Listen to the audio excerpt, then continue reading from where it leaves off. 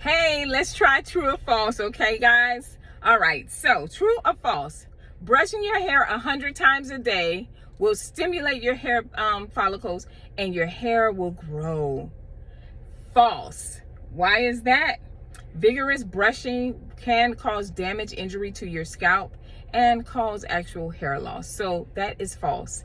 Number 2, true or false? Braiding and ponytails can cause hair loss. True, because of the tight, it depends on the tension of the braid, right? That hair can break off because it's too tight. It causes traction alopecia. And also pulling those ponytail back, see how I am?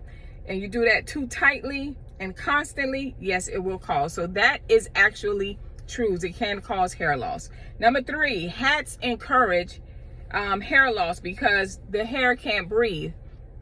False, because the most important part is the root of your hair, right? That's the part that we care about, because this part is actually dead. All right, the root of your hair is actually getting its oxygen through the blood flow from your scalp. So that is the important part, and that is breathing. This part here, we don't care if it's breathing or not because it's already dead once it comes at this length.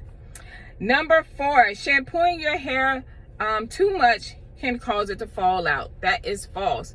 Your hair sheds, whether you realize it or not, 50 to 100 strands a day, okay? That's how much your hair can shed, right? So if that is the case, when you're shampooing your hair and you notice that hair out, that's just the shedded part of your hair that has came out. Even when you're combing it, that's shedded. It's when you really want to be alarmed is when you start parting your hair and you see it coming out from the root. That is when you were like, okay, something's going on, okay? Or if you had a chemical process and you notice shedding, then that's an issue as well, right? And last but least, blow drying hair can worsen hair loss. True or false? True, because the heat on your hair is burning out the protein in your hair strands, which is your keratin, right? And then what happens is it becomes fragile and then it starts to break. So yes, that is true.